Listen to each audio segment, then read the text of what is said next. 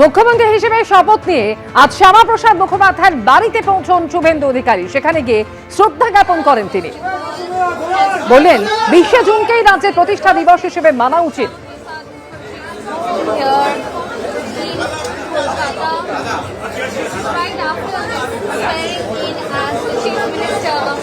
শ্যামাপ্রসাদ মুখোপাধ্যায়ের বাসভবন থেকে তারপর শুভেন্দু অধিকারী পৌঁছে যান বালিগঞ্জে ভারত সেবাশ্রম সংঘে।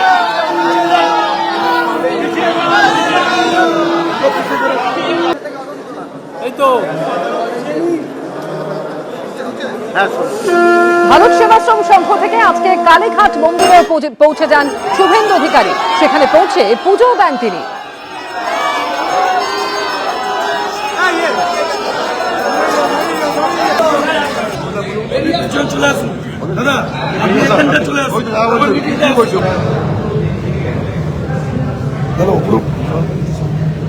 আজ শপথ নেওয়ার পর রবীন্দ্র জয়ন্তী উপলক্ষে জোড়াসাঁকোতেও যান শুভেন্দু অধিকারী। সেখানে গিয়ে কবিগুরুকে শ্রদ্ধা জ্ঞাপন করেন তিনি।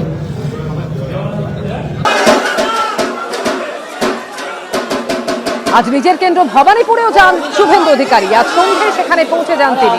চেতলার ছবি দেখতে পাচ্ছেন, যেখানে নতুন মুখ্যমন্ত্রীকে দেখে উপচে পড়া ভিড়।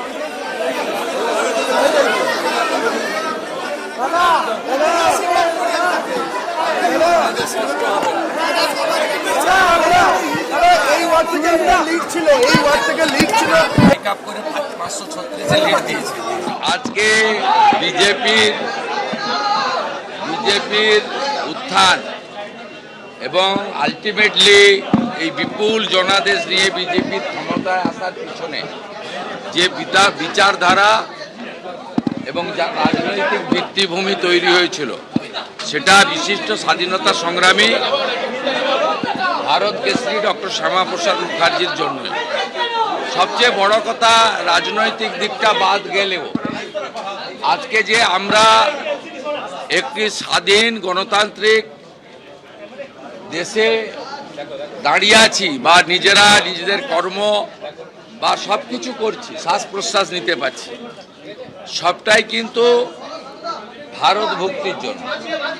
1947 সালের 20 জুন যদি বঙ্গের এই প্রান্ত অর্থাৎ পশ্চিমবঙ্গ ভারত ভক্তি না হতো, যেটা সম্ভব হয়েছিল ডক্টর শ্যামাপ্রসাদ মুখার্জি এবং ভারত সেবাশ্রম সংঘের প্রতিষ্ঠাতা স্বামী প্রণবানন্দের লড়াইতে, ফাইনালি আইনসভাতে ডক্টর শ্যামাপ্রসাদ মুখার্জি সহ 58 জন সনাতনী আইনসভার সদস্য ভোট দিয়ে ভারত ভক্তি করেছিলেন। তাহলে আজকে আপনি আমি কেউ এখানে দাঁড়িয়ে থাকতে পারতাম। আমাদের পরিণতিও আমাদের বাংলাদেশে থাকা ওই দেশের সংখ্যালঘু হিন্দুদের মতো হতো। একটা সময় ডক্টর শ্যামাপ্রসাদ মুখার্জি বলেছিলেন যে কংগ্রেসের নেতাদের, তোমরা দেশ ভাগ করলে আর আমি পাকিস্তানকে ভাগ করলাম, অর্থাৎ পশ্চিমবঙ্গের সৃষ্টি হয়েছিল। যে পশ্চিমবঙ্গের প্রতিষ্ঠা দিবস 1947-এর 20 জুনই হওয়া উচিত, আমার ভাবনায় আছে। আমি এটা ক্যাবিনেটে এবং বিধানসভায় নিশ্চিতভাবে রাখব। ইতিহাসকে বদলে দেওয়া যায় না। এবিপি আনন্দ, এগিয়ে থাকে, এগিয়ে রাখে।